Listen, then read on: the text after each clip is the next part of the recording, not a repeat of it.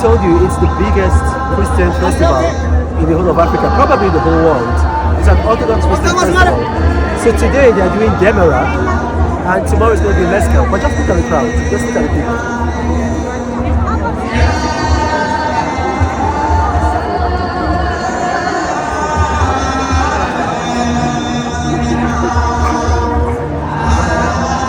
So we have these candles because when it gets dark, we'll light these candles, and then you're gonna see like a bunch of people, like thousands of people, you know, easily about 100,000 people, all holding candles like that. It's lovely.